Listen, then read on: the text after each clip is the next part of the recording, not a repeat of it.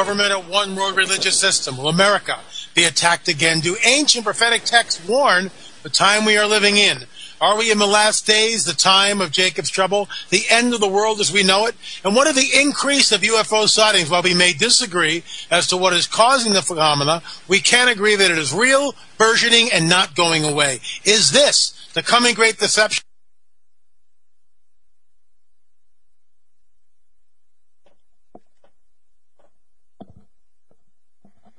All right, LA, you're on. Okay, are we back live then? Yep. Hello? We are. I can hear you.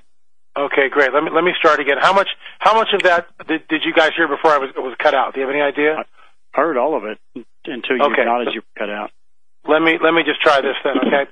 Hi folks, we're back on the air again, experiencing technical difficulties, not sure what it's going on here. Yes, let's log out of Skype. I'm now on a landline, so we'll see what happens with that. I'll pick this up. This begs, in fact, I'm just going to start the whole thing over again because I have no idea what you people out there heard. We're just going to go again. This was a blog that I actually did today. It's called The Head in the Sand Mentality in the Church.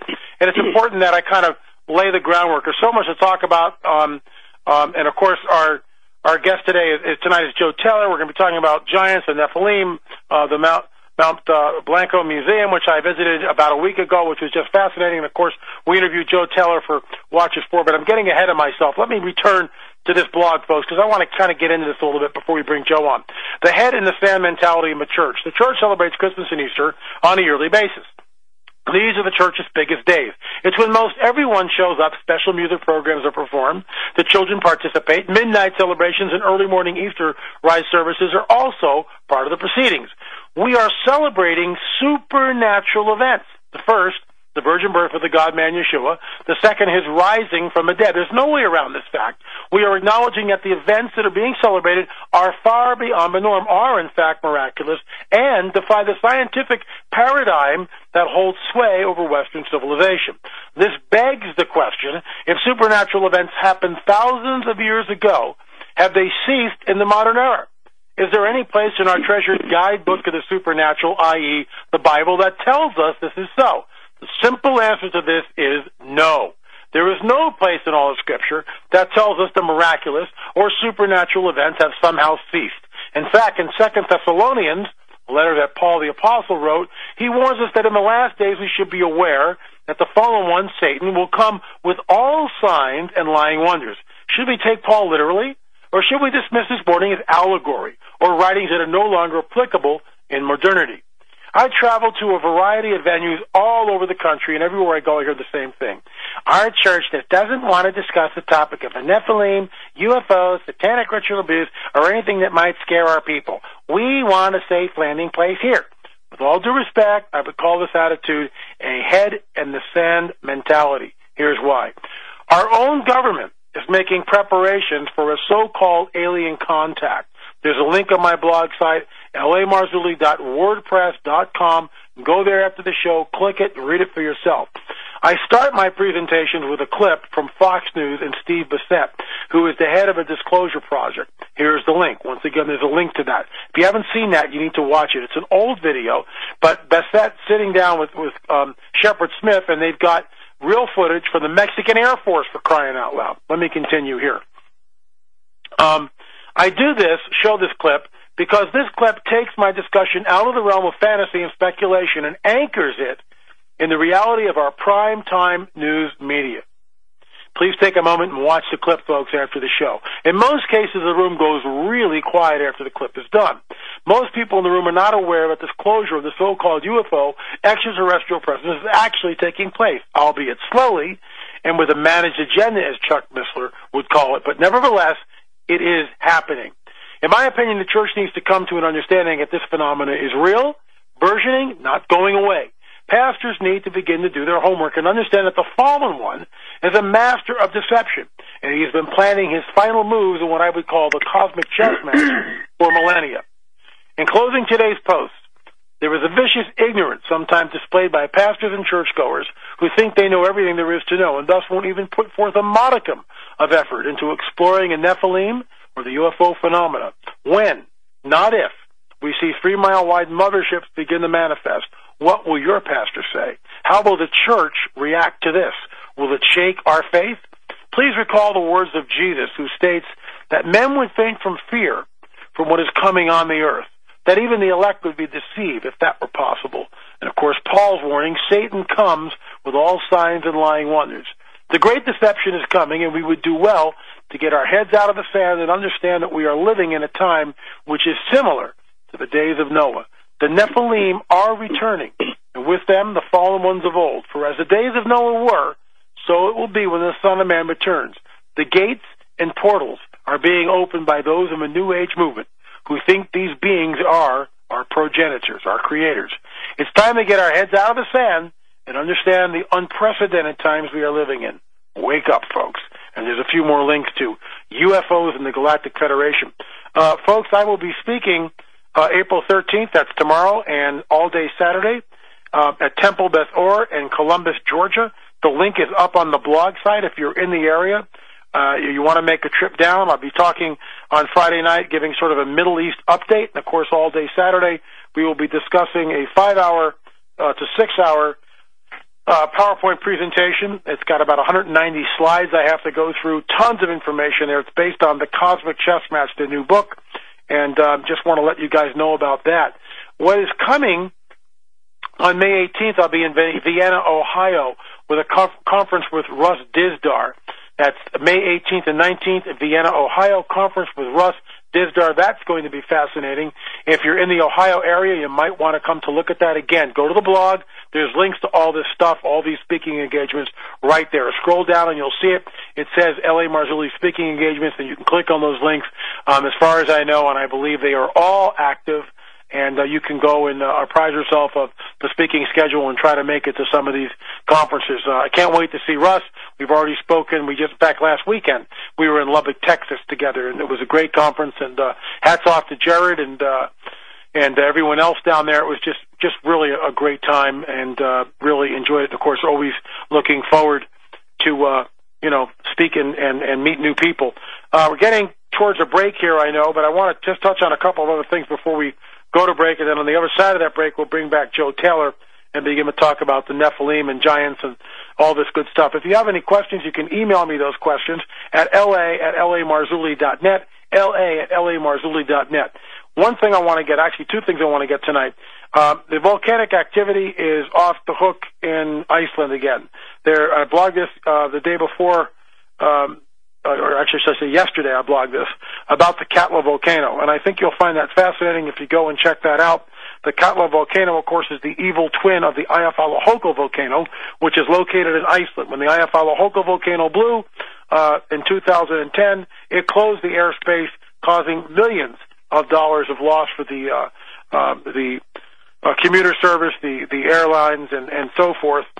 Tourism, everything was impacted. That's one small volcano. Katla blows, it could create an ash cloud that would cover the earth and basically put us into what's known as a nuclear winter, where the crops don't ripen and the fruit don't ripen. Just food for thought, folks. And another tied in with this, we've been getting a series of earthquakes around the Ring of Fire, which I find extremely alarming. That Ring of Fire, again, Aleutian Islands, coming down from Alaska, the western coast of Canada, western coast of the United States, and of course Mexico, South America, and it swings out into Vanuatu, which is always getting 6.0 earthquakes and greater, almost on a weekly basis there. Australia, New Zealand, Indonesia, coming up to Japan and back around. This is called the Ring of Fire. And, of course, this week there was an 8.4 earthquake in Indonesia, no tsunami. But this thing isn't going away. You may remember just a few weeks ago in Mexico there was an 8.2. So the 7.0 seems to become a new norm, and the 8 to 9 point is becoming the one that everybody's looking for. All that to get to this point. California has escaped so far unscathed. And I've warned about this. I've talked about this. I believe that something is going to happen in a cataclysmic event. I'm no prophet. It's just a gut feeling. We've escaped this Ring of Fire, and we're long overdue here for something in California, Southern California. Anyway, folks, there's the call for the break. You're listening to Acceleration Radio. My name is L.A. Marzulli. Keep it right here. We're going to bring Joe Taylor back in and begin to talk about his book, Giants Against Evolution. This is Acceleration Radio on the LBN Network. Thanks for listening, folks. Hello, ladies and gentlemen. I'm Doug Hagman. I'm the founder and director of the Northeast Intelligence Network on the internet at HomelandSecurityUS.com. I've spent the last 26 years as a detective in the private sector. You might know me as a regular guest on Coast to Coast AM with George Norrie, or as a guest on other nationally syndicated radio programs. Folks, I'd like to invite you to join me, along with my co-host Joe Hagman, also an investigator, and most importantly, my son, to our live streaming internet radio program, The Hagman and Hagman Report.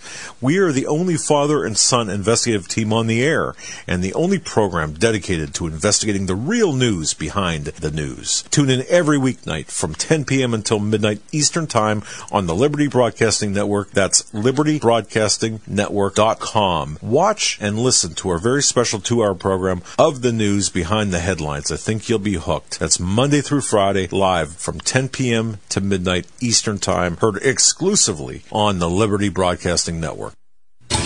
While the magician shows you his right hand, he is being sneaky with his left. It's called distraction.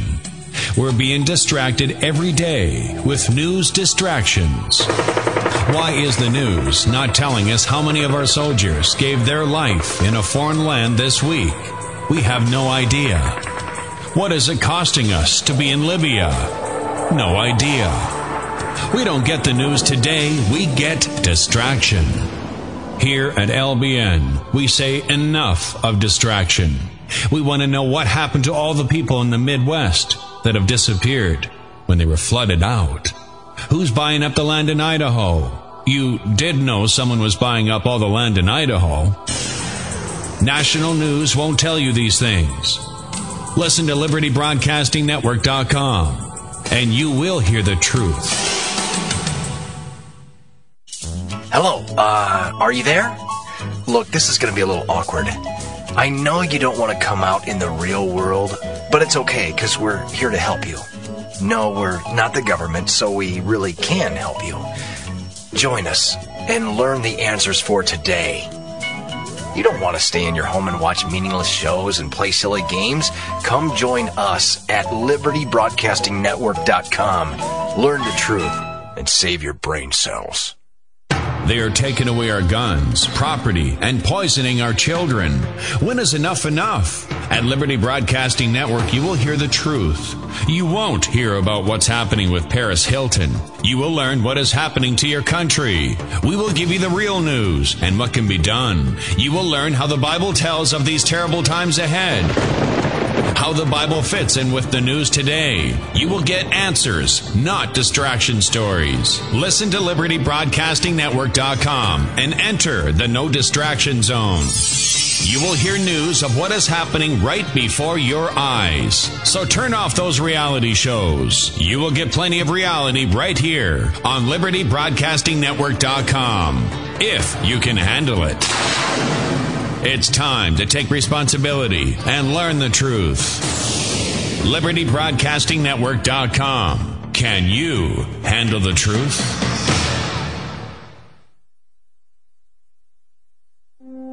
Dr. Ron Paul, more than 4,000 babies delivered, a man of faith, committed to protecting life. Some people need to have a good word said about them. Ron is the sort of person that his life is his good word. You know, you just knew that Ron cared about you. Life begins at conception, in my opinion, and as a result, I love to go to a doctor who felt the same way. He not only protects unborn life, but he also walks through journeys with women, and he has for years. I love the fact that he hadn't changed in all these years. Ron's still the same guy, still saying the same things. And now, all these years later, still standing his ground. Ron did not let Washington change him. It's not hard for someone who is a Christian and who truly believes to stay on the right path. And I think that's what kind of person Ron Paul is. America has to have someone like Ron Paul today. There is no question.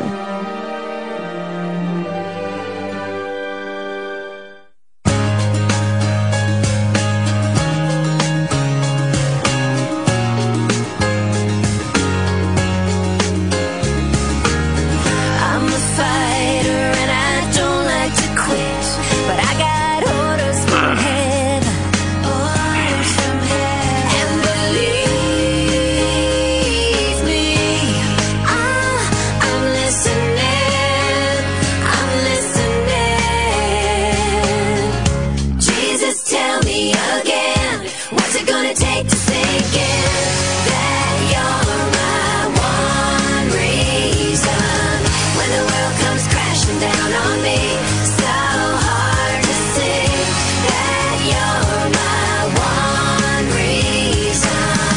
And we're back, ladies and gentlemen. This is L.A. Marzulli. You're listening to Acceleration Radio. Our guest tonight, Joe Taylor of the Mount Blanco Museum curator. Joe Taylor is the owner and curator of the Mount Blanco Fossil Museum, and I was there, folks, and I got to tell you, if you're at all in West Texas, you got to go there. It'll blow your mind. He was born and raised near Crosbyton at the Mount Blanco community. As a young man, he left the area for art school and a career in commercial illustration and advertising design in New York City and Los Angeles. During this time, he volunteered at the La Brea Tar Pits in L.A., California, where the saber-toothed cat skull, which we produce, is from. His interest was sparked by the rich local fossil deposits and a desire to find out the truth about fossils. The results of this interest are seen in his museum. Mr. Taylor is one of the nation's foremost fossil restorationists, and his work is sought out by individuals, museums, and other institutions in this country and abroad. Sorry about that. Welcome, Joe Taylor, to Acceleration Radio. Thank you. Glad to be here. Well, Joe, it's a pleasure. You know, when I was down there, I was just overwhelmed by some of the pieces that you have in the museum. Let's just sort of give us a walkthrough, even though we can't do that, let's say, visually right now, but just kind of give us a walkthrough of some of what you have in that museum. We've got quite a few things that are the largest of the species, like the world's largest bison, largest mastodon skull, the largest hadrosaur leg, and other things, to show that animals are not getting bigger and more complex. In fact, the reverse is more or less true. We also have things that are just as interesting but aren't considered as important as dinosaur bones, such as bison skulls. I know a lot about bison bones. I've excavated a lot of them. And what you can know about bison bones and how they're found tells you a lot about dinosaur bones. It answers a question, were dinosaurs buried, did they die and get buried like buffalo bones? Well, if you know anything about buffalo bones, you can tell that no, dinosaurs did not die and get buried like buffalo bones. They were buried in a massive flood. Buffaloes were buried slowly from rains.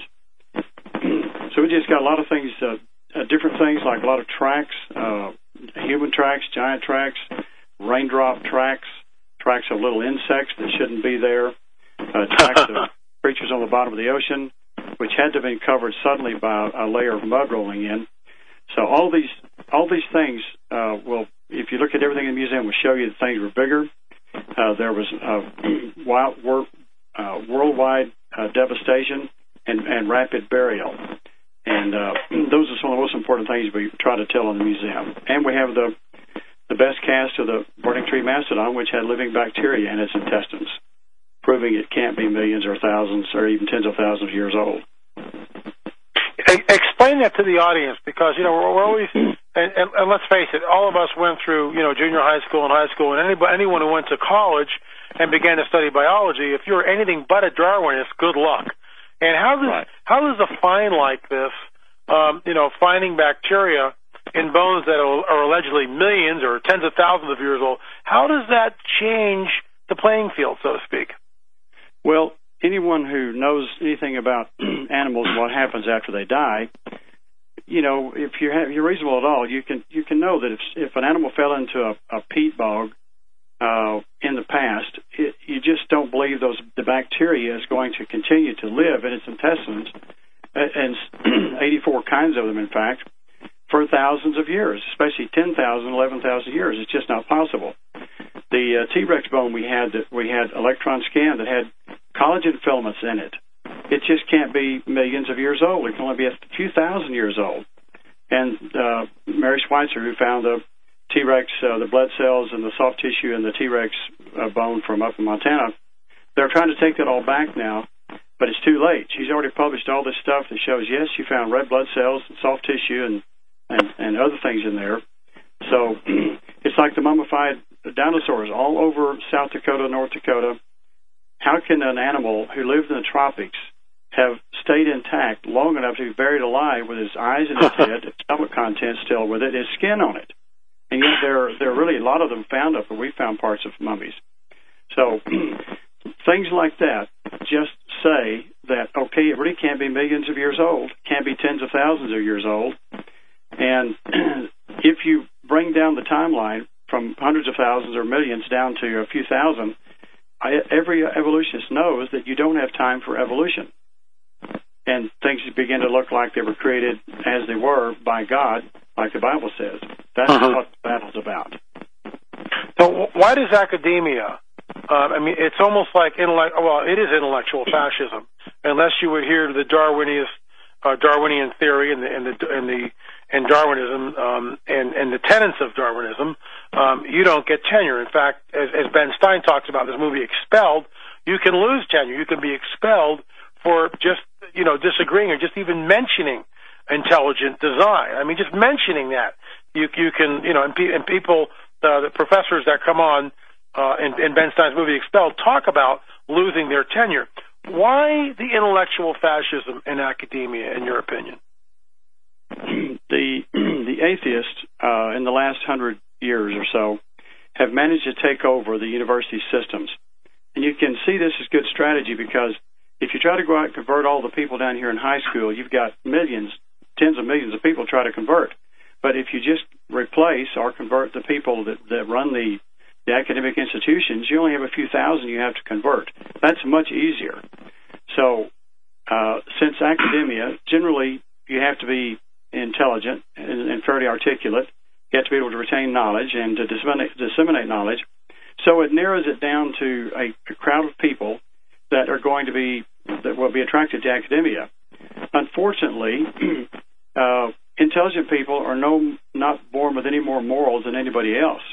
Sure. So an immoral person, if he can hide in a country bar, if he can hide in a sports team, or if he can hide in academia somewhere, anywhere he can hide, that's where he wants to go. So people with great intellect can easily hide in the academic system and justify their atheism because they can talk about things with enough vocabulary that the average person doesn't know how to question them. So it appears as though they're right, and that's what they've had over the advantage they've had over us now for 100 years or more.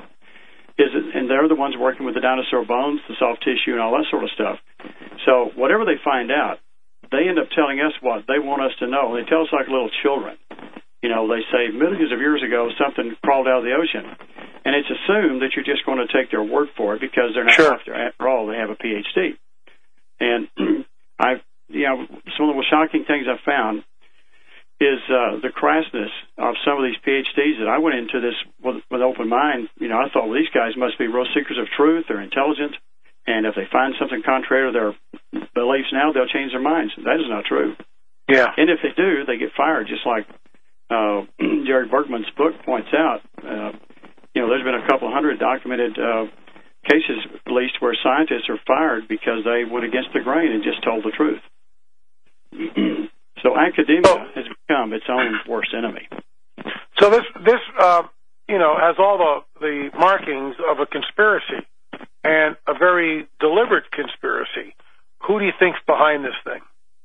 Well, the devil's behind everything bad. And we've been told, the devil, that's just something the Catholics thought up years ago. Don't believe any of that stuff.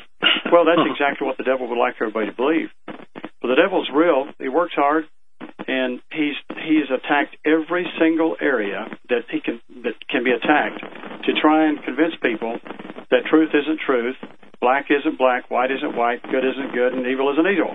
Right. In the 20s and 30s, art became the field of attack. So for all these thousands of years, we knew what art was. Art was beauty, communication, well drawn, all this sort of thing. Well, then abstract comes in. They say, no, you just messed up a canvas here. That's real art. The rest of the stuff is nostalgic junk.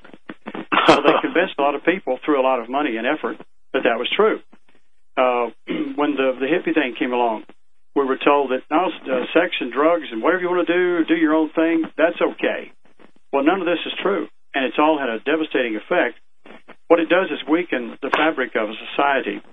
Any time the fabric is weakened, then the devil can come in with a few people and take over, like he's trying to do in our federal government.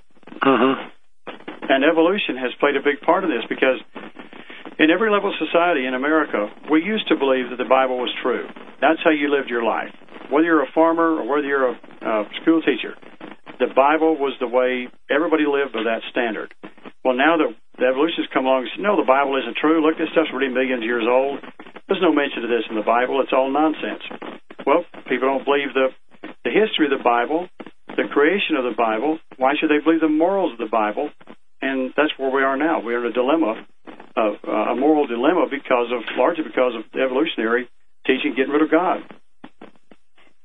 You know, it also sets up that slippery slope. Once you start going down there, if there is no God, then how did we get here? Then there are no absolutes. There is no right or wrong. It's whatever I want to do, and that's precisely what we see in modernity, what we see in the university systems throughout this country, where there is no moral compass. I think as a nation, we've lost our moral compass, and I think we're beginning to reap the whirlwind because of that. I think America is so far down the rabbit hole, it doesn't even realize, we are a nation of bread and circus.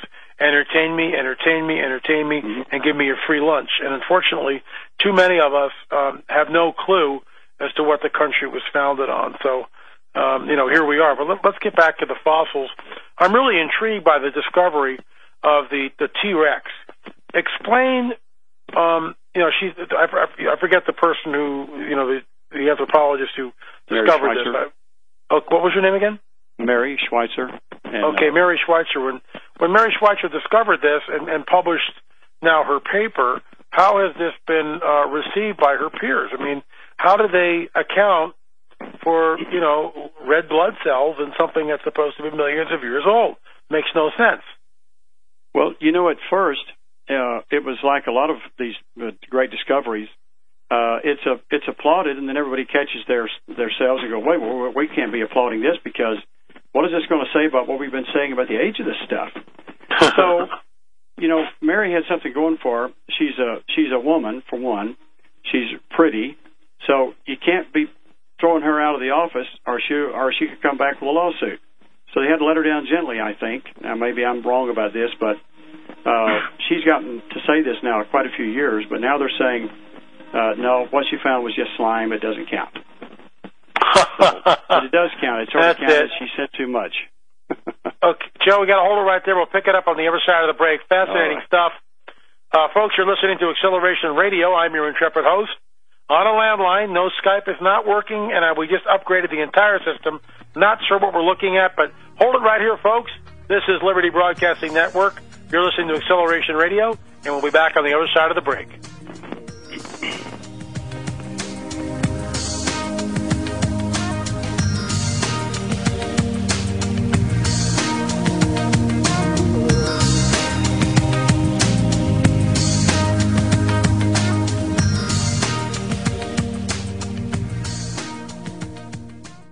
Extend your life with Extendovite. Hi, my name is Don Wiskin, and I am always telling people that Extendovite can extend your life.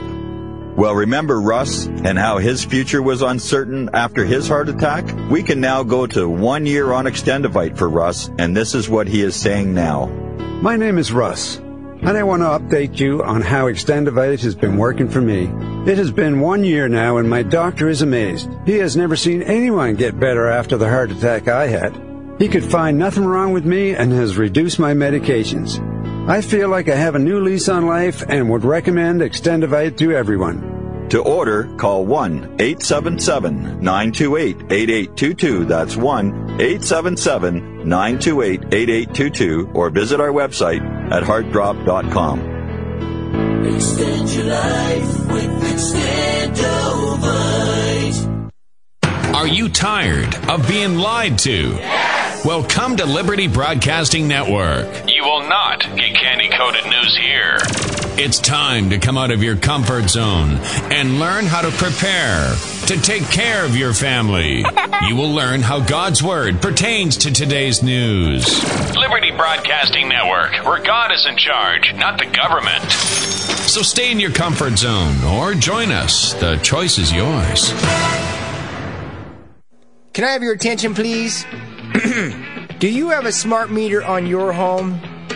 Oh, you don't know what a smart meter is? Well, Maybe you should have listened to us instead of those other stations. How about HARP, EMF, chemtrails, GMO? Do you know what those are?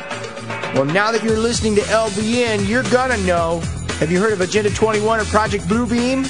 Well, welcome to Liberty Broadcasting Network. We're gonna teach you many things. Glad you could join us. Yeah! Extend your life with Extendovite. Are you or someone you know suffering from high blood pressure, cholesterol, or chest pains? Are you looking for a more natural way to overcome these health challenges? Extendovite is made from herbs known to help with these symptoms. Made from garlic, cayenne, hawthorn, and 4 other herbs, Extendovite goes to work detoxifying heavy metals and killing fungus and virus to enhance your overall health.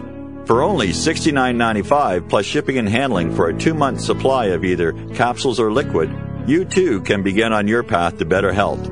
For more information, call 1-877-928-8822. That's 1-877-928-8822. Or visit our website at heartdrop.com. Extend your life with Extendovite.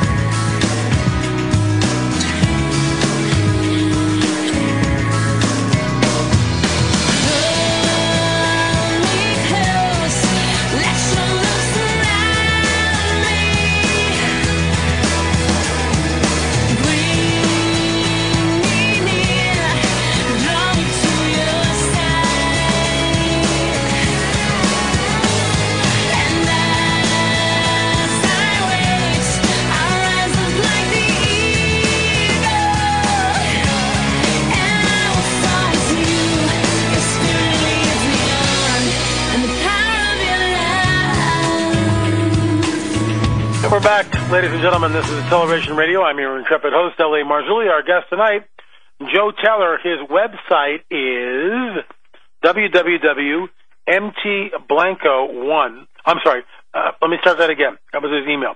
www.mtblanco.com. MT stands for Mount, mountblanco.com. MTBLANCO, MTBLANCO.com.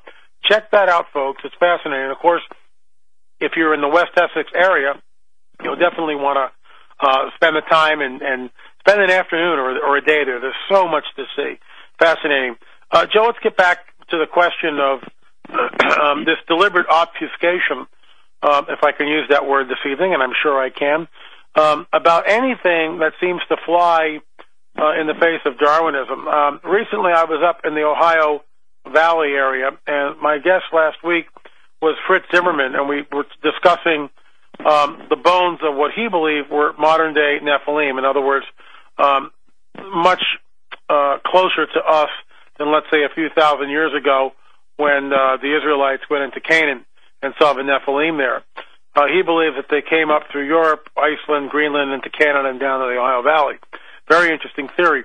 The bottom line was they found giant skeletons in these mounds, some with 6 fingers, 6 toes, red hair, and double rows of teeth. And I know in your book, Giants Against Evolution, you talk about the same type of the stories that we hear, specifically from the latter part of the 19th century.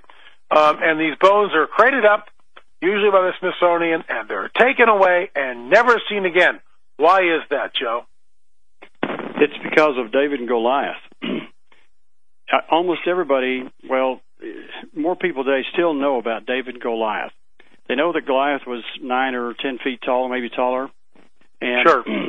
If they put these skeletons up that they found up there in the Ohio Valley that are all about the same size and some of them quite a bit taller, if they put those on display in the American Museum, too many people are going to go back saying, that's just like David and Goliath.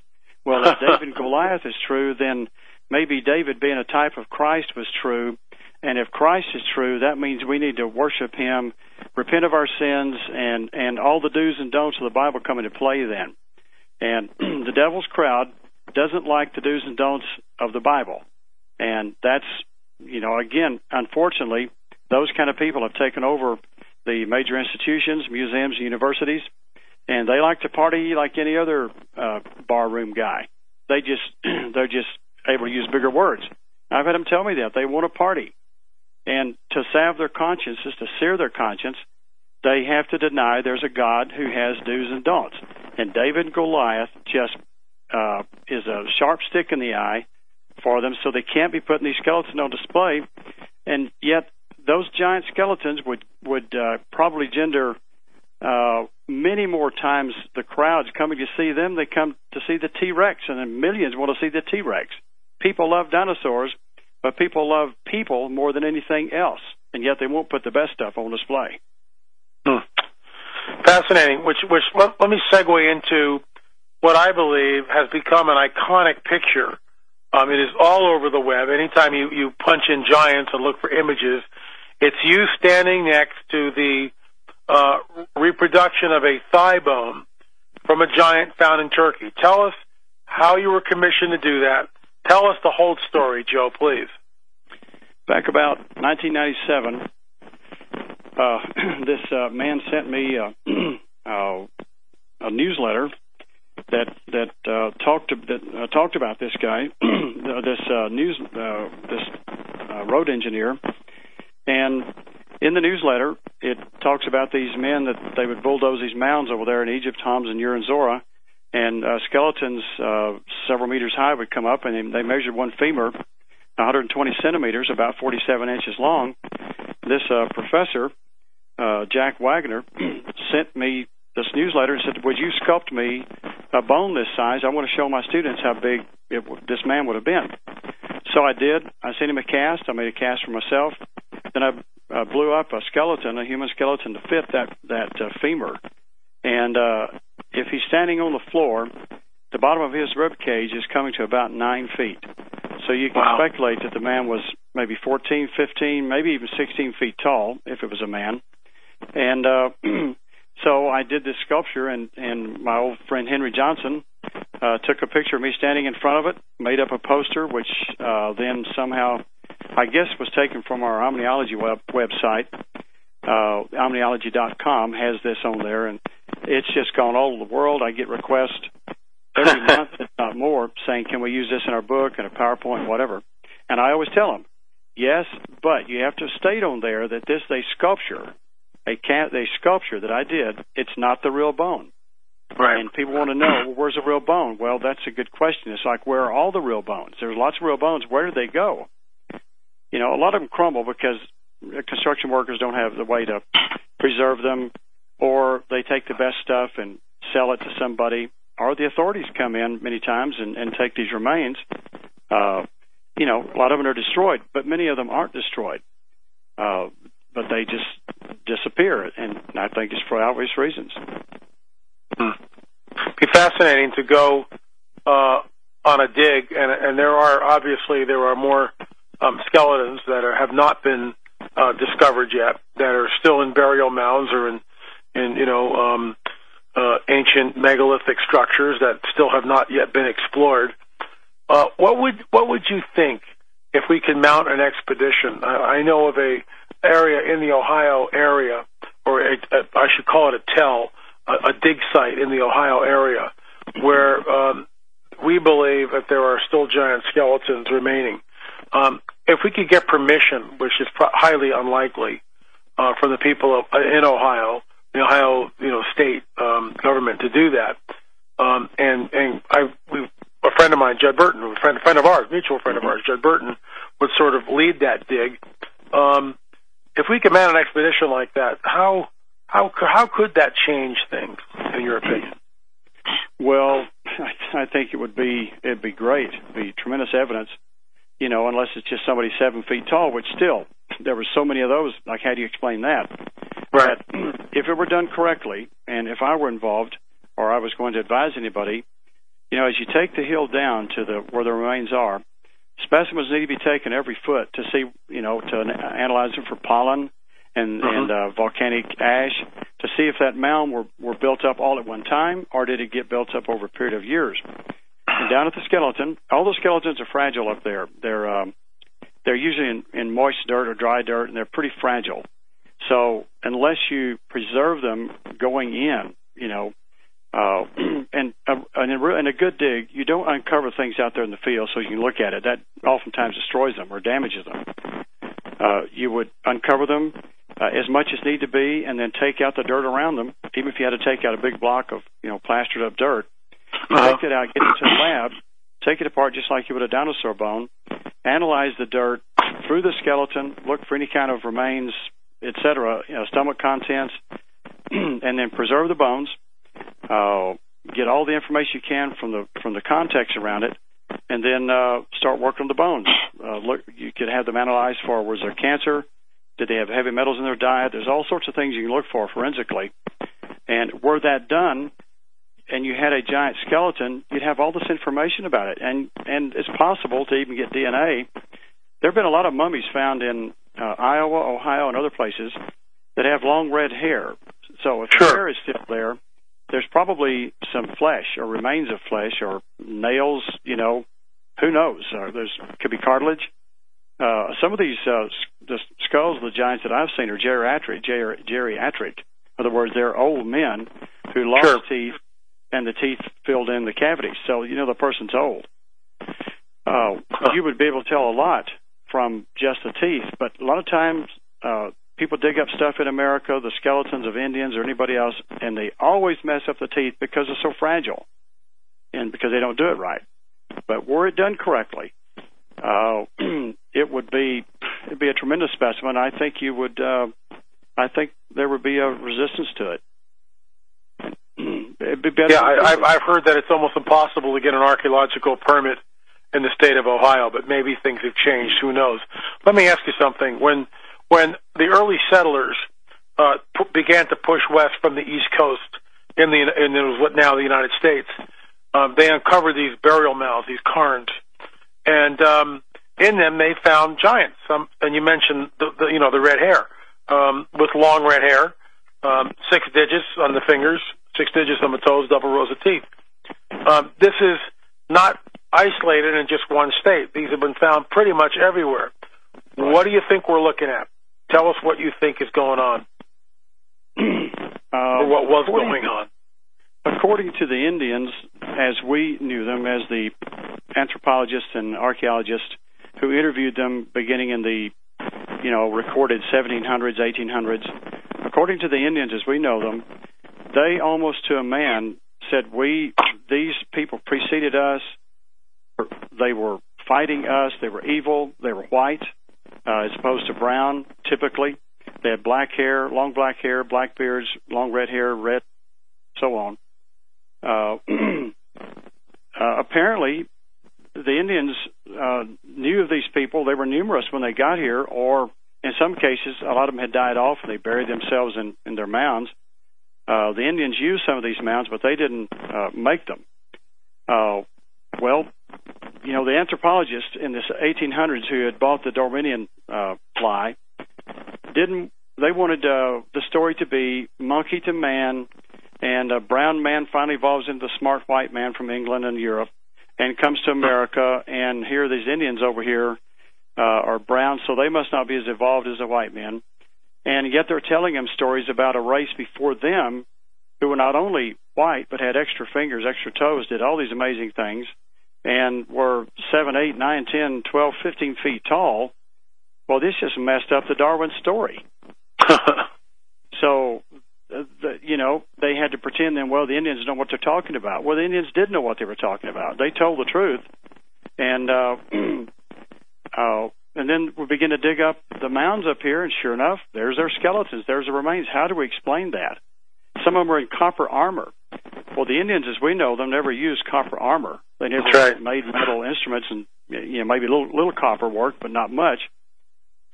So how would you explain that? Well, that would be somebody coming over here before the Europeans, as we know them, got here, and this old idea that men were hulking brutes formerly is stupid, and becomes we made the lie that it is. Men haven't evolved; they haven't gotten superior. If anything, we're going downhill. Our brains aren't as big, our teeth aren't as good, our bones aren't as thick. We can't do the things that the ancients did. We have to have brute force, brute hydraulic power, electric power to do anything. Where these guys were doing stuff we can't even carving rocks today, we can't even move without aid of all these hydraulic pressures. So it makes the evolution story look pretty bad. And what's the academic going to do with his degree then? You mentioned in your book, and it's a fascinating book, Giants Against Evolution. Folks, you can go to Joe's site, mtblanco.com, mtblanco.com, and check that out. We're at the top of the hour at a hard break, folks. mtblanco.com is Joe's site. This is Acceleration Radio. I'm your intrepid host, L.A. Marzulli. Fascinating conversation tonight talking about giants in the Americas, and we'll pick it up here hopefully with some of your questions maybe in the last half hour. We've got another hour, though, folks, so keep it right here on the Liberty Broadcasting Network. Great to be on this network, and hats off to all who are listening to the show and helping it broadcast over the airwaves. Keep it right here, folks.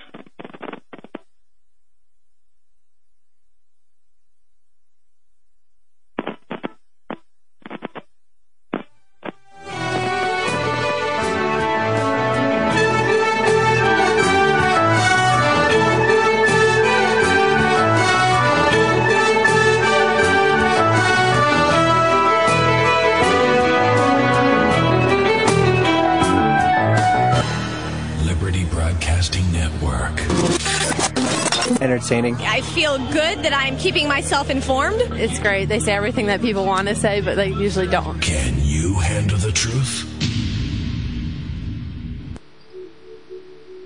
Today's moral, political, and global incident events tell us that we are witnessing the end times prophecies as written in the Holy Bible. What does the Bible say about our salvation in the end times? 1 Thessalonians 4:16 and 17 tell us, "For the Lord himself descends from heaven with a shout, with the voice of the archangel, and with the trump of God, and the dead in Christ shall rise first. Then we, which are alive and remain, shall be caught up together with them in the clouds, to meet the Lord in the air, and so shall we ever be with the Lord." Do we automatically get salvation? No. 1 John 1 and 9 says, "If we confess our sins, he is faithful and just to forgive us our sins and to cleanse us from all unrighteousness." Have you thought about your salvation? Have you proclaimed Jesus as your Savior and asked God to forgive you for your sins? Romans 10:9 and 10 says that if thou shalt confess with thy mouth the Lord Jesus, and shalt believe in thine heart that God hath raised him from the dead, thou shalt be saved. The time is drawing near for the great day of judgment. Don't be one of those left behind. Ask for forgiveness and accept the Lord Jesus as your Savior today. 3, 2, and 1. Hello, I'm Ron Edwards. On today's page from the Edwards Notebook, Trump's decision to bow out is an example of how America got into the shape she's in. I'll open the Edwards Notebook to that page after this. A stem cell has the ability to duplicate itself endlessly and to become cells of virtually any organ and tissue of the body. With Stem Enhance, your body's own adult stem cells are released naturally and travel via the bloodstream toward tissues to promote the body's natural process of renewal. Stem Enhance does not involve the controversial use of embryonic stem cells. Stem Enhance allows the body to naturally renew and repair itself. For more information on this cutting-edge science, visit edwardsnotebook.stemtechbiz.com. That's edwardsnotebook.stemtechbiz.com. For weeks on end, billionaire real estate mogul Donald Trump flirted with the idea of running for president of the United States. He correctly pointed out the dangers America faces concerning the economy, our nation's foolish relationships with countries hell-bent on our destruction, also the unwillingness of the government to allow more drilling for oil in America. Trump was dead on about the one-sided trade agreements the U.S. signed on to. The Donald seemed to be the only candidate willing to stand up to the Chinese concerning their unscrupulous practices. He also correctly addressed the unwillingness of the White House occupier administration to properly seal the southern border along Mexico. But when the real magnitude of the fight for the principles Trump postulated about set in, he fired himself. Unfortunately, that is the norm concerning the plight of our republic. Quite often, conservatives or even moderates like Trump, who know the danger our nation is in, simply give up and go away because they can't take the heat. I wonder what would have happened if the Founding Fathers had been more like Trump. I'm Ron Edwards. They are taking away our guns, property, and poisoning our children. When is enough enough? At Liberty Broadcasting Network, you will hear the truth. You won't hear about what's happening with Paris Hilton. You will learn what is happening to your country. We will give you the real news and what can be done. You will learn how the Bible tells of these terrible times ahead. How the Bible fits in with the news today. You will get answers, not distraction stories. Listen to LibertyBroadcastingNetwork.com and enter the no distraction zone. You will hear news of what is happening right before your eyes. So turn off those reality shows. You will get plenty of reality right here on LibertyBroadcastingNetwork.com, if you can handle it. It's time to take responsibility and learn the truth. LibertyBroadcastingNetwork.com. Can you handle the truth? Have you ever rocked in a chair? You get no place. Worry is like a rocking chair. It gives you something to do, but nothing changes. Do you ever worry? Worry about our national debt, interest rates, falling value of homes. What good has it done? Nothing changed. Liberty Broadcasting Network will give you answers. We need to prepare and not worry. So come on, get out of your chairs and join us. LBN. Imagine no longer being tied down to your computer, but having the freedom to take live talk radio with you anywhere you go. TalkStream Live introduces our first ever iPhone application. The talk shows you follow now follow you, and your iPhone is now the fastest and easiest way to stay connected to the best talk radio on the internet. Let TalkStream Live transform the way you listen to radio. Listen to live talk shows 24 hours a day, 7 days a week. Mobile talk radio from TalkStream Live. Now available in the iTunes App Store. Are you tired of being lied to? Yes! Well, come to Liberty Broadcasting Network. You will not get candy-coated news here. It's time to come out of your comfort zone and learn how to prepare to take care of your family. You will learn how God's Word pertains to today's news. Liberty Broadcasting Network, where God is in charge, not the government. So stay in your comfort zone or join us. The choice is yours. Extend your life with Extendovite. Why do over 50% of North Americans suffer from some form of chronic ailment? Could it be due to a toxic overload? It's time to take back your life. Get the lead out as well as the cadmium, mercury, and calcium. Extendovite is a garlic cayenne supplement with 5 other herbs that acts like a natural Drano, cleaning out the stored toxins, restoring your energy and youthfulness that we've lost. If you would like to live your life free of sickness, pain, or fear, then Extendovite is for you. Available in either capsules or liquid, you too can see why Extendovite is the #1 heart drop available. To order, call 1-877-928-8822. That's 1-877-928-8822. Or visit our website at heartdrop.com. Extend your life with Extendovite. LBN, #1 in talk radio, where political truth meets God face to face. Support our sponsors today, and we'll keep you informed.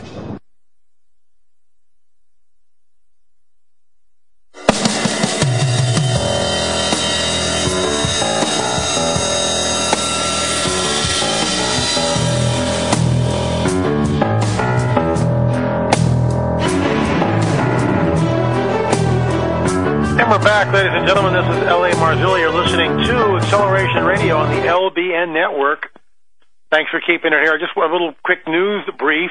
North Korea did launch a rocket over the Pacific. The rocket broke up apparently before it reached the 3rd stage. Just more saber-rattling on a global level, which doesn't seem to be letting up anytime soon. Folks, our guest tonight is Joe Taylor. We're really excited to have him on the show tonight. Fascinating interview so far. And, of course, Joe's website is www.mtblanco, B-L-A-N-C-O, mtblanco.com.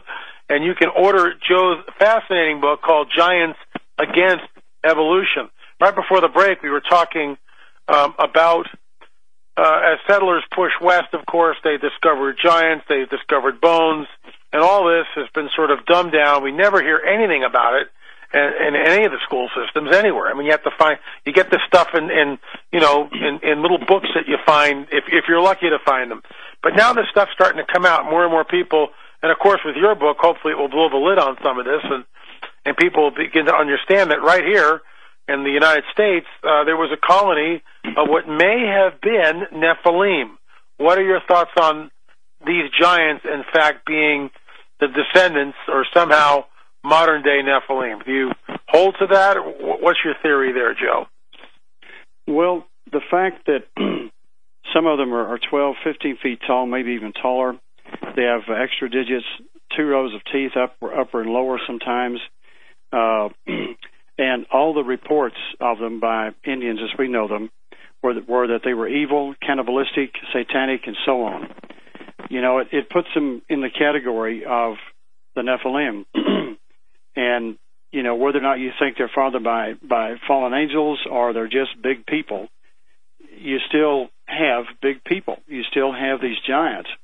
And for the evolutionists, there's no good answer for them. And I think that's one reason that they've had to either ignore it or say, no, they're all just mastodons, or, you know, just whatever the excuses are, just get rid of them and don't ever talk about it again. Or like here in Texas, there was one found out Post, Texas, back in the 50s, a man 12 feet tall and a man 3 feet tall, and the bones were on display for a while in the Texas Tech Museum. And sometime in the 60s, it was vandalized. Someone broke the cases, and we don't know what happened to the bones. But there was a man dug up over in Farwell, Texas, not far away, 12 feet tall, and you never even heard of him. Frank Hammer had killed Bonnie and Clyde, dug up a man 12 feet tall down on the Sabine River. There was one found in the Panther Cave. There's one found in some more mounds in San Antonio with giant men in there. And how many more were dug up we don't know about? Rockwall, Texas, had a tremendous giant story over there. And you never even hear of these things. I never heard of them until I started researching all these things. And then once I got into it, people began calling me, here I've got this story. And what I've tried to do is show the remains we know about, which may have been pre-flood. In other words, ones found in limestone or in hard Ordovician so-called rock. Are there, there would be the pre-flood giants, the flood giants, and then those that would be afterwards, which are a lot of the North American giants and the European giants and over in Greece. A lot of those men, those giants lived after the flood. So I've tried to break it in 2 categories, and then by country and by state, where possible, just show people that, really, wherever you go, there are these giant men. And why don't we know more about them? Well, if you look at the huge, horrendous lie of the evolution story and how many billions of dollars have been spent to promulgate that, and it isn't true, it's not hard to believe that they've gone to great effort to get rid of giants. So, like you say, as we push westward, we're encountering stories about Indians who were talking about the 15 feet tall men that could run down a buffalo and pull his head off alive. Right. And the Paiutes talking about the red-headed giants out there that they hated, and they finally killed a bunch of them. Those mummies were dug up in the 1920s. Over 60 of them, giant mummified men with long red hair, and you've never seen one of them. There's, call it a conspiracy, call it whatever you want, but that's what's happened. And prior to now, anytime people found bones, the first thing you do is they call a university, because that's what they think they should do. They also think they're worth a lot of money. They hope they get some money out of it. And I know university people, I've had them tell me what they do. I know what they do. You'll never see them again. And so until the current, time, a few guys like me who can do this stuff properly will do it and are out there looking, there hasn't really been anyone outside the academic circles to do anything with these bones. So hopefully somebody will come forward and say, I'm pretty sure I've got a giant man here, and we'll dig him up and do the the right thing with it. But unfortunately, most of them have been sequestered. Let me ask you this, and this is one thing I think that bears perhaps mounting some sort of a expedition or a team of people to try to retrieve this. I have heard stories that Paiute women have made shirts from the red hair of the giants. And if that's true, perhaps some of these shirts are still in existence. Right. What are your thoughts on that? Okay, I hadn't heard about those, but I do know there was some like a blanket almost or a shawl found back in Kentucky or somewhere back east that was made entirely out of long red hair strands. Wow. There are two of these giants, two of these red-headed groups. Those the Paiutes dealt with, and then some further back east. Well, actually, some of that red hair was taken, and they did DNA analysis on it, and I can't find the report what they found out. So it's not like it's unknown. And, the Indians have been so abused in many ways. They've been so disrespected, because they just weren't believed by the people that interviewed them. And I'm surprised, you can't blame them for not wanting to show anybody anything. But if they did, there's a lot you could do with that. That would just, it tells a lot because you don't see very many red-headed Indians as we know them. You see red-headed Irishmen, Scots, Italians, and so on. So that says, here's another thing. All these giants tell us, and the stories about their arrival on the shores in big boats, tells us that this whole story of men creeping along and finally they were able to get over here and kill a mammoth, and stand upright and say ugh, is all nonsense.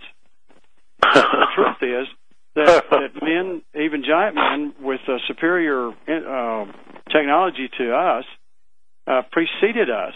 And the further you go back towards the flood, when men were in a superior condition, hadn't had the effects of the UV rays that we have today. The gene pool is apparently disintegrating, and weather conditions aren't as good. Nutrition is not as good. So the further back you go, the more unlike the evolution story it is. It's just exactly opposite of what they tell you.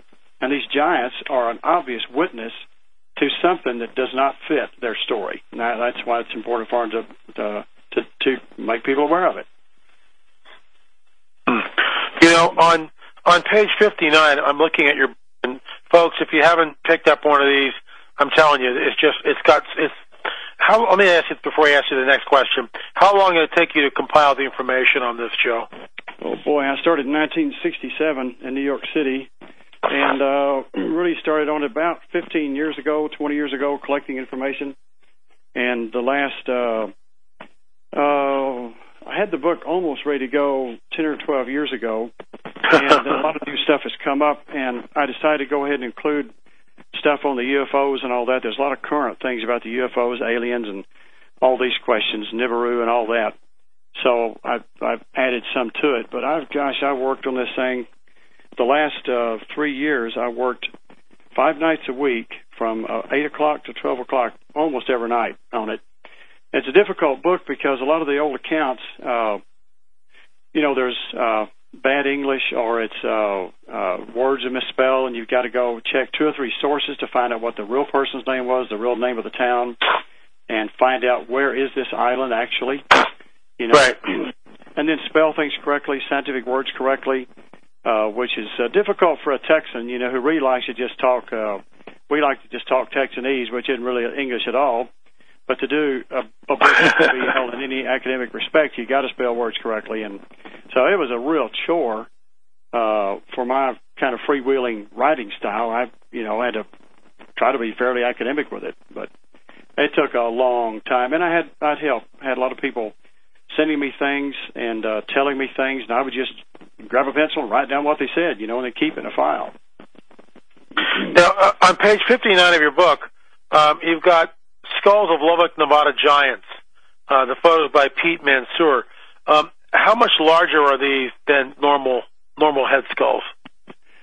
I didn't do the math on that quarter down there, but these are probably the men that are 7 feet tall, looks to me like. They don't look like they're really that tall. I think all the really big ones, and I'm not really sure how big the ones they found went up to, I've heard up to 10 feet. 9 feet's incredible. Those look like they're 7 or 8 feet tall, and people don't always have, sometimes people's heads are bigger than their bodies should be. Sometimes they're smaller. In fact, there's an account in there of the A&M University dug up several giants down in Central Texas, and they had little skulls. They had big bodies and little skulls. Wow. So while we can use a skull or a femur to give us a good approximation of that person's height living, it's not lead in stone. And I'm just kind of paging through your book here because there's so much fascinating, information here. I'm just trying to, whet the audience's appetite here, and I think I'll do that. On page 63, you show giant footprints, and these things are huge. I mean, absolutely huge. Tell us. I mean, they're in sandstone. So could this be a hoax, or what do you? I mean, these things are. Let me just read this. It is about 12 inches deep and 48 inches long in sandstone. So, apparently a man with a foot like this would be 20 feet tall. Tell us about this footprint. This site, three of my really close friends went up there, Don Yeager, Henry Johnson, and Lon Patterson, and they uncovered the thing, measured it, photographed it really well.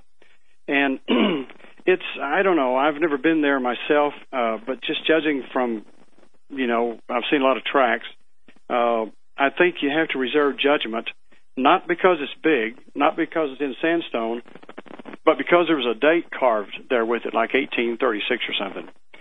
And we don't know, did someone come along and put a date on there when they saw it? Or did some cavalryman, with a lot of time on his hands, go out and carve this thing? I doubt it, and who would go out there? This thing took a lot of work. That's a lot. If that's a carving, it took a lot of work and a long period of time. And what cavalryman had that kind of time on his hands, if that's who did it? The Indians never claimed to have done anything like that. We don't know of any of them that ever used, and why do it? So I don't know. To me, the jury's out. But it's if I could get up there, I'd mold the thing. We'd come back and really study it. It's well with the jump on things sometimes because they agree with our position. We just need to be careful and do good science on it. But I wanted it in there because it's an incredible find, and those guys deserve to be noted about it. It's a big man. Amazing. On page 83, and I found this incredibly interesting. I'm very familiar with the long-headed skulls found in Peru. Well, on the island of Malta, which of course is very close to Greece, in Italy, we've got these long-headed giants, these long-headed skulls. Tell us about what they found on Malta. Well, a man named Alfred Exirib has been sending me information about Malta over there, and he says they pulled up this giant rock over there, putting in an airport, I believe, and underneath this rock was a big natural cavern, kind of like a well, he says, and in it were these bodies of giant men with their hair still intact, their curly hair still intact, and I believe some of those are Trefan.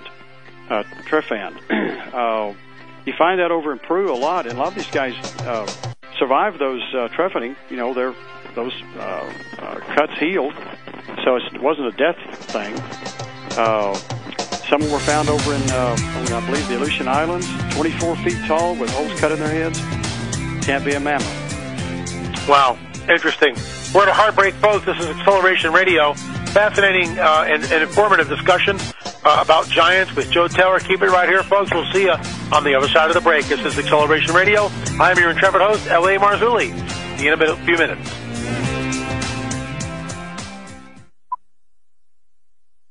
America is in trouble. Washington is a disgrace. Government has become too big. It's overtaxing, overspending. We need to change direction. We really need change. We can't afford to make the same mistakes we've made in the past. Mitt Romney's reputation as a flip-flopper. He went the other way when he got paid to go the other way. There is need for economic stimulus. It's about serial hypocrisy. This election is about trust. There's been one true, consistent candidate, and that's Dr. Ron Paul. Ron Paul has been so consistent from the very beginning. He seems like a more honest candidate. He tells the truth about what he believes, whether you like it or not. He's never once voted for a tax increase, never once voted for an unbalanced budget. Ron Paul's plan is bold, cuts 5 departments. It's what we need. When he says he's going to cut $1 trillion in the first year, I believe it. If you don't like how things are going and you're tired of politicians, he's something different.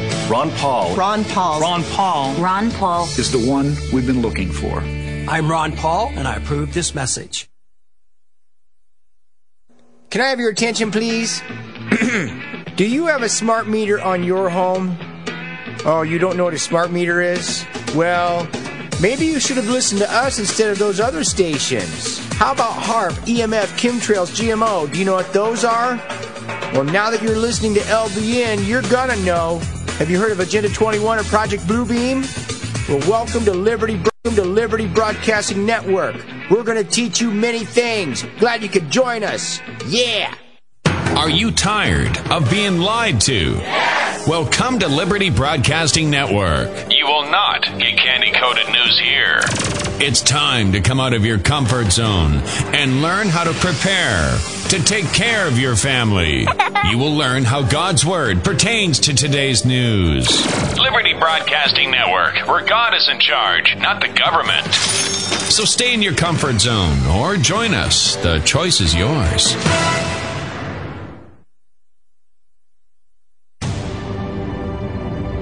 It's the story of a lost city, lost opportunity, lost hope. A story of failed policies, failed leadership. A story of smooth-talking politicians, insider deals, games of he said, she said, rhetoric, and division. One man has stood apart, stood strong, and true. Voting against every tax increase, every unbalanced budget, every time. Standing up to the Washington machine, guided by principle. Ron Paul, the one with a plan to cut $1 trillion year one, eliminate the waste, balance the budget. Ron Paul, the one we can trust, the one who will restore America now. I'm Ron Paul, and I approve this message. One of these days we all will stand in judgment for every single word that we have spoken. One of these days we all will stand before the Lord, give a reason for everything we've done. And what I've done is trust in Jesus, my great deliverer. And we're back, folks. This is L.A. Marzulli. You're listening to Acceleration Radio on LBN, Liberty Broadcasting Network. Our guest tonight, Joe Taylor. Folks, if you have not gone to his website or ordered his book, I would strongly suggest that you check it out if you're at all interested in the subject that we've been talking about. Again, Joe's website is www.m as in Mary, T as in Tom, Blanco, BLANCO, mtblanco.com. And check that stuff out. Order his book. Fascinating. Lots of photographs here. And I'm loving it. It's called Giants Against Evolution, which brings us to page 103, and one of my favorite subjects, and of course I include it in my presentations, Joe, when I'm on the road. I'm speaking, of course, of Baalbek, where the largest stone ever cut by human or otherwise hands still exists in the plains of Baalbek. Baalbek is located in Lebanon. It's now a Hezbollah stronghold, so you can't go there anymore, at least from what I understand. And I would give anything to see that and actually walk around that stone and, of course, see the ruins of Baalbek. This puppy is about almost 70 feet long, 14 feet high, 12 feet wide. It's huge, and it begs the question, who gets up on a Monday morning and goes, guys, I got a building project. We're going to cut these huge stones a block and then transport them about a mile away from the site, I believe the quarry is. Maybe it's a quarter mile. I forget exactly which, but it's a distance away. And it's not like Giza where you've got this nice flat plateau. It's mountainous. It's rugged terrain. Joe, who does this thing? Who gets up on a Monday morning? I mean, this thing weighs like 1,200 tons, and I'm being conservative with my estimate here. 1,200 tons. I mean, how is that possible? And beside that, how did they make this thing? There were no tools. I mean, I love the Egyptians, Zawi Hawass, tink, tink, tink, tink, tink, with little copper chisels and stuff. I mean, it's just a joke. What are your thoughts on the largest stone in the world, the pregnant woman? Well, we're apparently going to place it perhaps on top of these other two layers of stones that are almost as big. That thing weighs something like 3 million pounds, and they have begun to move it. But not only is it just too big to move, there's, several of these things, and they're perfectly fitted. There's no mortar between the stones. Right. And they're like in Peru. They're so perfectly cut that they could lay a big stone on top of another big stone and not fear that it's going to crack and break from its own weight if it wasn't quite flat. How do you get the things that correctly cut? How do you exactly? Right. Stack them on top of each other. It's just incredible. The Romans didn't get up in the morning and say, let's go do that. They went over there and built on top of it, and the Temple of Jupiter was impressive in itself, but they built on top of whoever built this. I think the Arab traditions over there on a lot of these megaliths are that they were built by the Cyclops or the giants, the Titans, whoever the giants were for Nimrod in many cases. But, interesting. We just don't, there's just no, we can't conceive of how they could do that, especially without modern machinery, which couldn't move them anyway. There again, you get back to this point. Well, were these fathered by fallen angels who do have powers that we know are great? We don't really understand the whole thing. But if they did leave their first estate of being unmarried and came to earth and married women, and then the curse of God was on them for that, but they had all this ability to work stone and move heavy things. It begins to put it into to that ballpark that's the explanation here. And why didn't they write all this stuff down? I don't know. I can't explain that. Why didn't the Indians write a lot of stuff down? Why didn't the Peruvians write things down? Sure. They didn't need to. And I think you find these things that can be connected to the fallen angels, the doctrines of devils, as it says in the Bible, that were brought over from before the flood to the world after the flood. Those doctrines of devils come from the fallen angels. And, they know their end is doom and damnation. So what's to write about? You just make big edifices of yourself, force people to worship you, eat, drink, and then you die. Or with the fallen angels, I suppose, God consigns them to the abyss whenever he wants to. There's a lot of mystery there, and I'm not going to come down hard on that I know all these answers. But one needs to be aware of all these things that, the Temple to Baalbek and the stuff in Peru and other places, you really need to know about these things if you're going to take a stand on what the Bible says. Need to be able to answer these things, and that's why I included all this stuff. Not only is it fascinating, but people need to know, okay, here's all these things. How do you put them into perspective? You can't just have it both ways, and you can't ignore it. And like you said at the beginning, there's so much of this UFO stuff going on now that how do you just ignore it? How do you say that all these bunch of farmers get together over there in England and go out and mash the wheat down in these intricate, huge patterns in a few hours in the middle of the night? It's like, well, I don't know any farmers that would do that in the first place. Nothing like they've seen over there. So you have to begin to really kind of bite the bullet and say, well, it's weird, but we need to start addressing it, because the other side of the coin is, are these beings or are their doctrines being taught to our kids? Is that one of the reasons we're so, eaten up with drugs and illicit sex, satanic worship? Young boys spend all the time playing stupid thumb games instead of out working on a car or doing something useful. There you go. All girls can think about is sports and having sex, and killing their babies. I mean, this is a horrible world we've entered here. But these things come from somewhere. These ideas come from somewhere. And I think it's time people, Christians, bellied up to the bar and said, look, let's look at these things. Yeah, there's all sorts of strange stuff going on. And, it's just, this thing's coming down like a freight train. I mean, I've written 6 books on the subject, Joe, and, it's coming down like a freight train, and he's been planning this.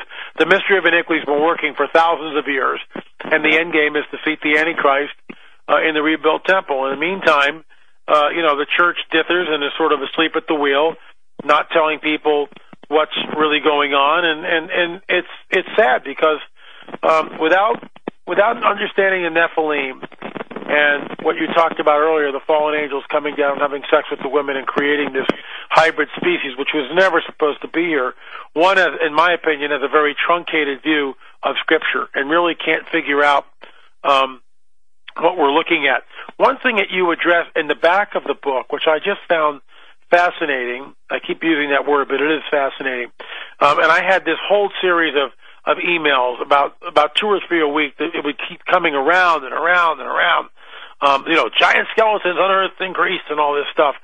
And a lot of these things were Photoshop fakes. Explain to us about some of these fake skeletons that were circulating the internet.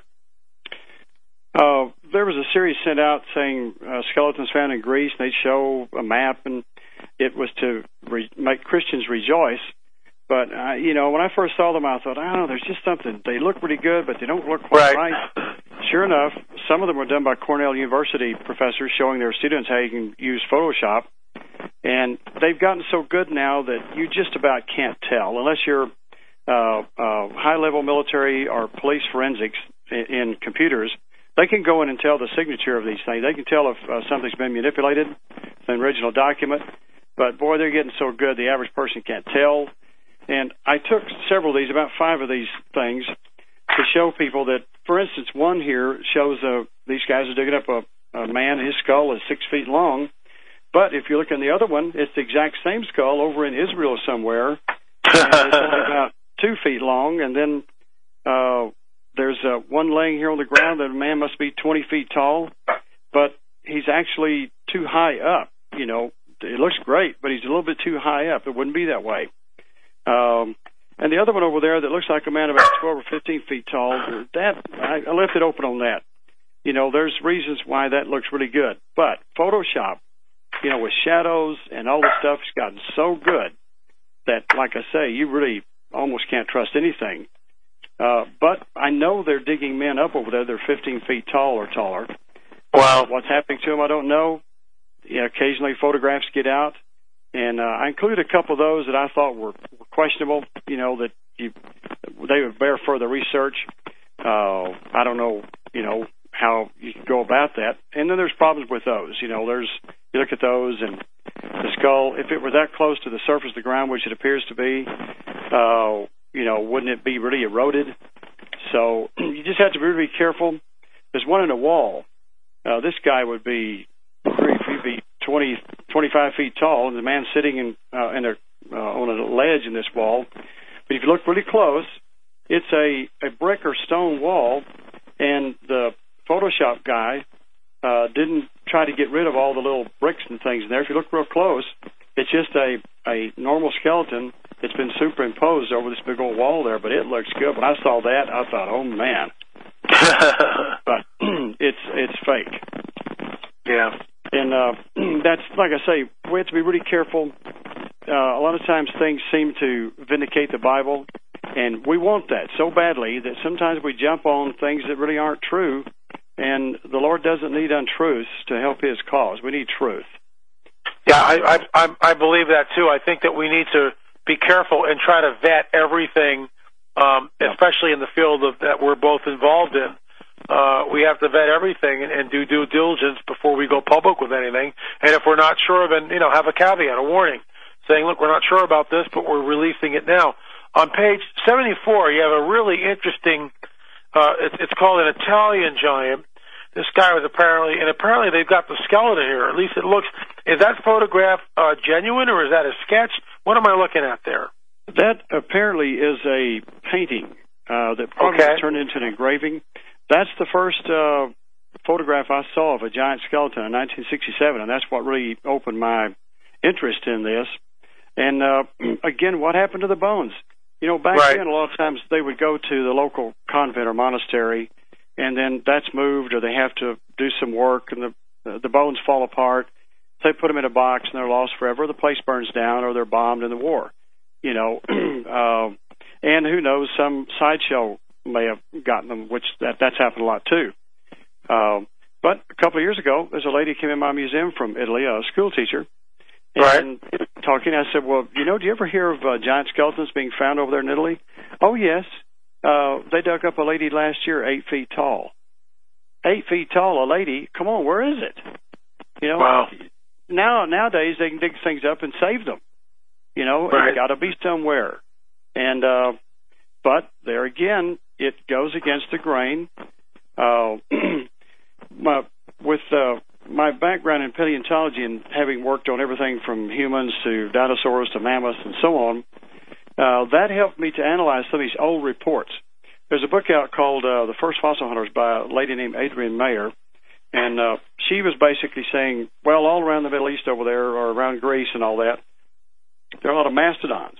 And all these places where you have giant skeletons that have been unearthed, said to be giant, you know, heroes, they're really all probably just mastodons or rhinoceros. Well, that's correct in that wherever you find these accounts of giant men, you will go over there and find these giant mastodons and other animals buried over there, which, of course, begs the question, how did they get buried? And they're so much bigger than today. Isn't that a problem, Miss Mayer? But, and she's probably correct. I know for a fact that a couple of those ancient stories did turn out to be mastodons. But they're not all mastodons, and if she knew her anatomy, she would know that if you're going to pour 3 big amphora of wine into a skull, it's not a mastodon skull. It's a mastodon cranium in the world. You know, I worked on the largest skull ever found in America over here, and it's not even a half a gallon of quantity. So, but a man 20 or 30 feet tall his skull could hold 3 amphora of wine. So, there's other ways you can judge these things, like, you know, the shoulder blades. How big is a shoulder blade? Well, if it's 9 feet long, it can't be a mammoth by any means. And if it's a dinosaur, it would be so big with a tail that went on forever and a head that didn't look anything like a human that they would know, well, this couldn't be a human. So there's ways to judge this stuff.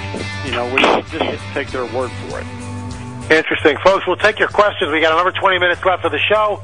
That's la@lamarzulli.net. Shoot me an email, la@lamarzulli.net. We're interviewing tonight Joe Taylor in his fascinating book, Giants Against Evolution. Folks, we'll take your questions now. If you want to shoot us an email, we'll read them on the air, and we'll see what Joe has to say about it. Keep it right here. You're listening to Acceleration Radio. I'm Aaron Trevor, host, L.A. Marzulli. This is Liberty Broadcasting Network.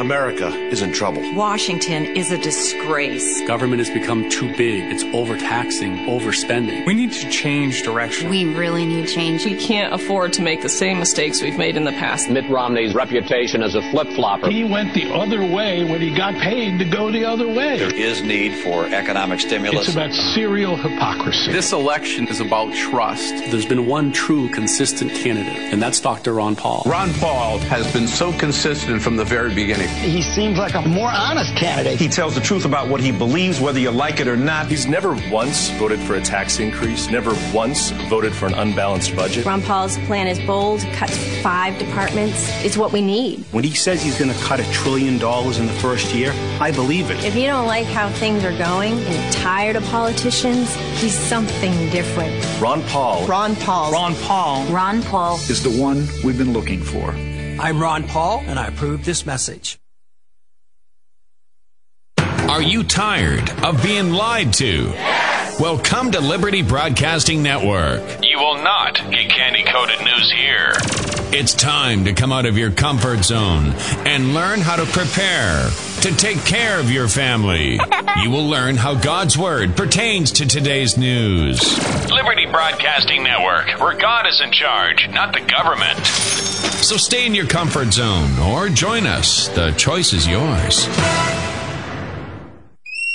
Have you ever rocked in a chair?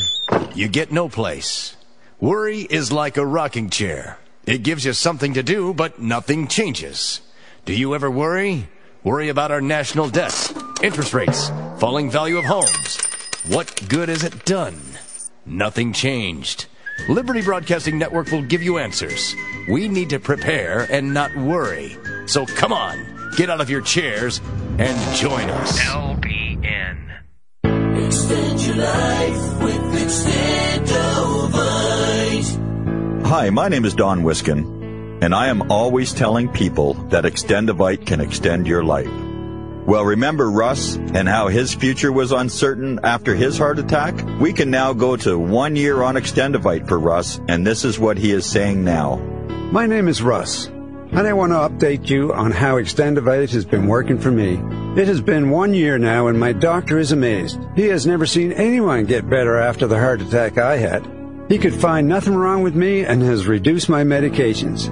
I feel like I have a new lease on life and would recommend Extendovite to everyone. To order, call 1-877-928-8822. That's 1-877-928-8822. Or visit our website at heartdrop.com. Extend your life with Extendovite.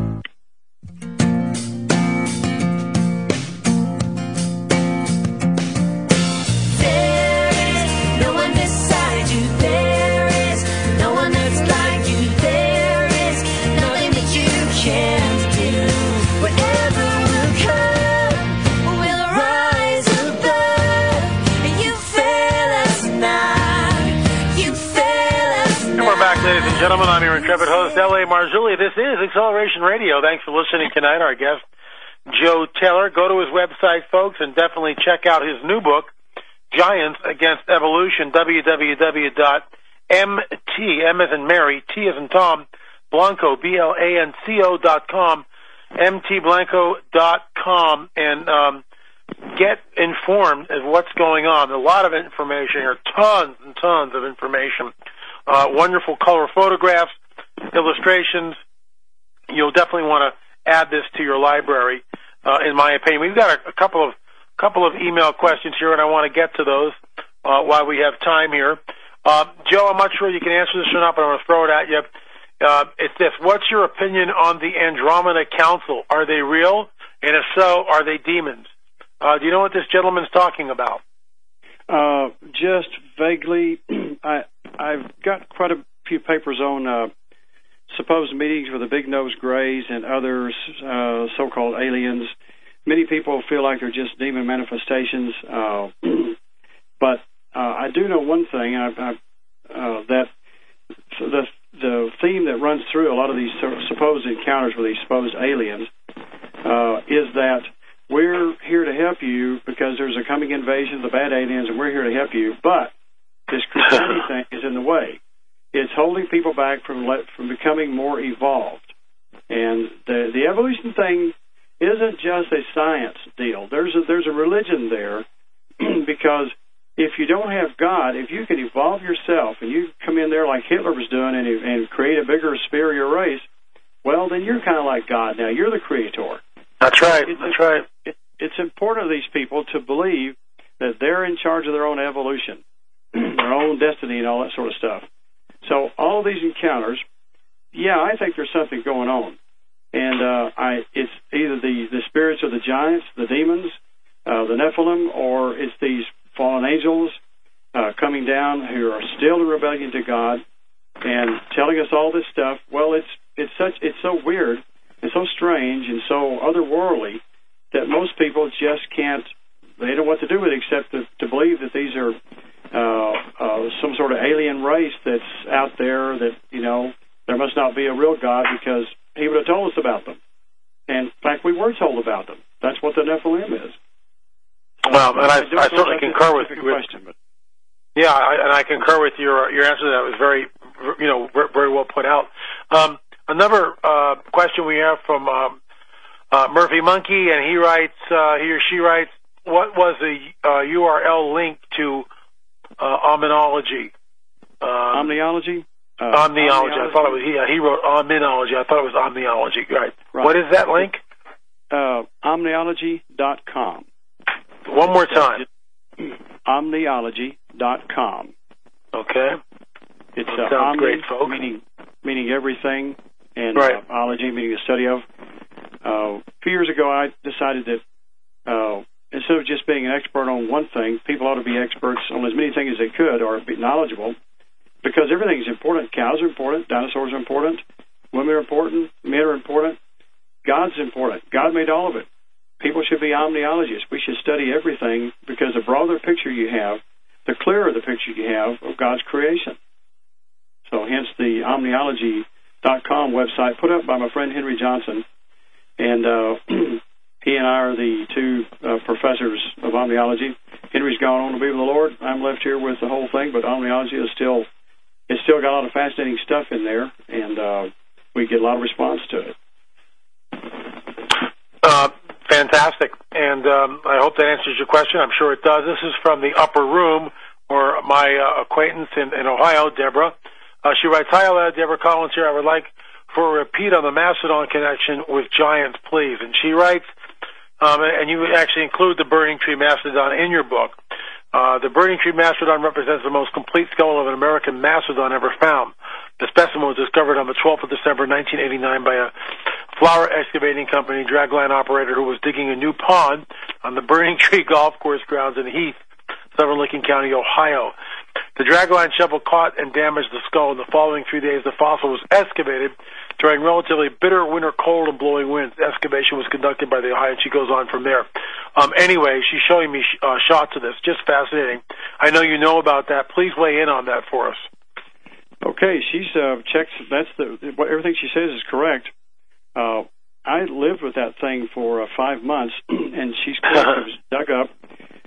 Fortunately, there was an archaeologist there, and when they pulled up the ribs out of the intestinal area, someone said, "This smells like a sewer."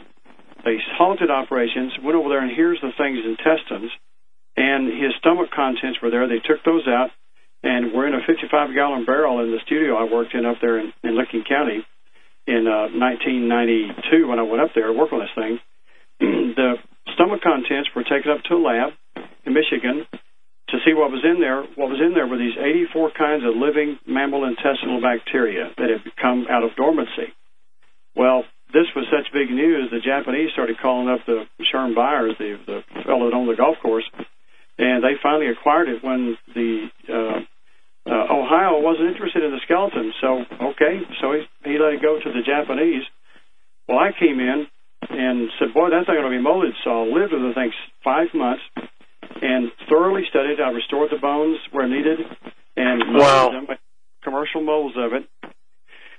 We made casts. I brought home the number 1 cast, so it's in my museum. But here's the thing. This thing was butchered.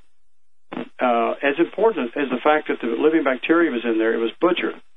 He was probably injured fatally by another bull, had a busted jaw, broken neck, punctured ribs, probably punctured lung, broken lower back. So he was just over there swallowing plants he could swallow without masticulating, and then finally died. Now, these things are huge. This is a huge bull mastodon. And the hide on that thing probably weighed nearly a ton. So who would have skinned that? Wouldn't have been people our size, about 6 feet tall. No way.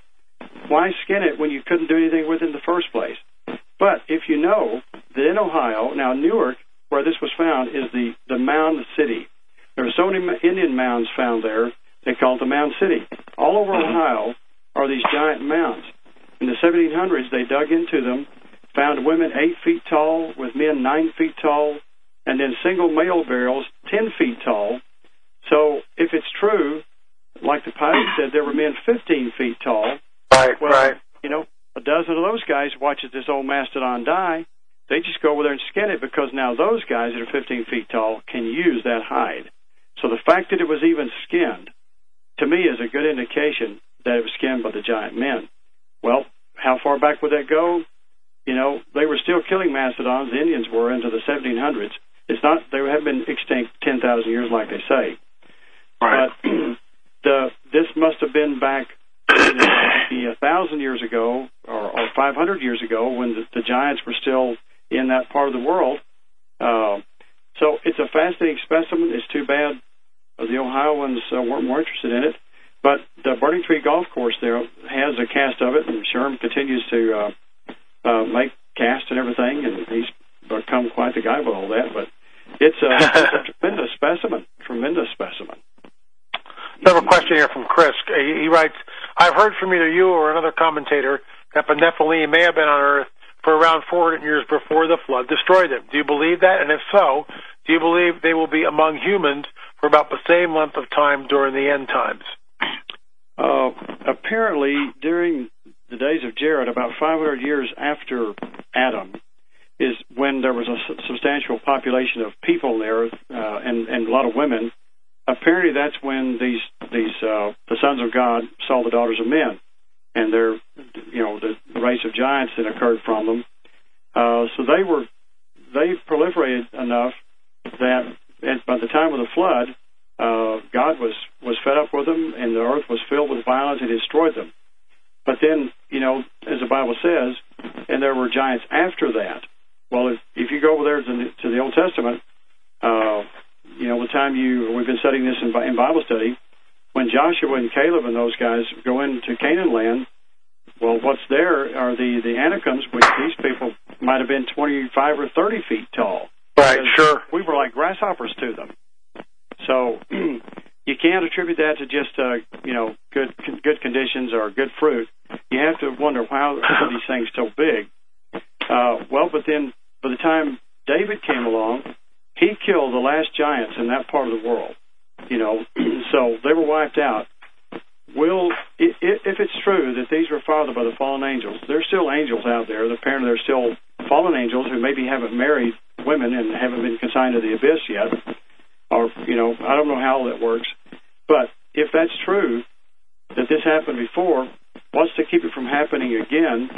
Because it caused tremendous havoc in the world before the flood, and it can, God had to send His people in there to wipe these giants out because they're so incredibly wicked. Why wouldn't it be again? If you see a man 9 feet tall, you see a man 7 feet tall today, it's impressive. You're impressed. Sure it is. And if he's healthy, a basketball player, if you get one that's 9 feet tall, a soldier, 9-10 feet tall, that can wield the heavy instruments, people will be cowed by that, and many would tend to worship somebody like that and draw the worship away from God. So, yeah, I think it's possible it could happen again. Well, Joe, we're pretty much out of time here. We've got a stack of questions in the queue, and I'm not going to get to them because it's like I basically got about 5 minutes, and I know they're going to go to a hard break here real soon, and I want to give you the time. Tell us what you're working on now and how to purchase your wonderful book, Giants Against Evolution, and give us a closing thought here.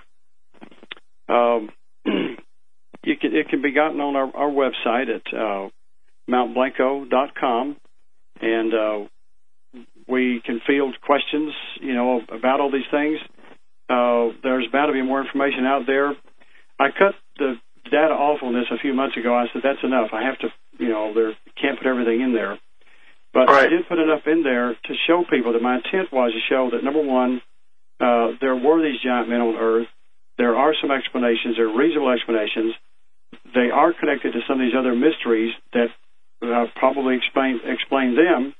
And then the whole section on giant animals is there to show. It's fascinating, God's creation. A 3,000-pound rat, a 2,000-pound dog, a foot-long flea, a cat-sized grasshopper, and so on. These things are amazing to us. You don't see those around today, and it's pretty obvious that things are going downhill, not uphill. Evolution is wrong. I want to show people that evolution is not only wrong scientifically, but it hosts a terrible moral condition that allows people to disregard the laws of God. I agree. The laws of God, you're going to suffer. And our country is suffering because we don't believe the laws of God. So I couldn't agree with you more, Joe. It's a sad state of affairs that we find ourselves in these last days. Joe, thanks so much for coming on the show. You've been incredibly informative, a wonderful guest, and we're going to have you back on. And who knows, maybe we can mount some sort of an expedition with Judd Burton and others and yourself, and get into one of these mounds or one of these sites someplace and uncover a giant skeleton. I mean, I think it's time that we reveal to the public what the Smithsonian and other people have known for at least 100 years, if not more, and expose this. Folks, that's all the time we have for tonight. You've been listening to Acceleration Radio. Once again, before we get off the air, folks, I will be in Columbus, Georgia tomorrow night. I'll be speaking there. Go to my blog site, and you can see exactly where that is, lamarzulli.wordpress.com. May 18th and 19th, I'll be in Vienna, Ohio, a conference with our good friend Russ Disgar. May 18th and 19th in Vienna, Ohio. But this weekend, folks, I'll be in Columbus, Ohio. www.tbocolumbus.com. Go to the blog site. It's all there. You've been listening to Acceleration Radio. I am your intrepid host. This is Acceleration Radio. Next week, John Boylan will be discussing the Torah codes. All right, folks, remember, I'll see you either in the air or on the air. Good night, everybody. Good night.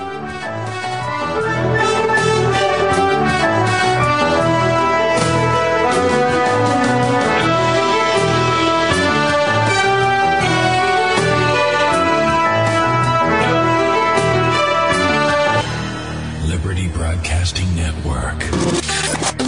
Entertaining. I feel good that I'm keeping myself informed. It's great. They say everything that people want to say, but they usually don't. Can you handle the truth?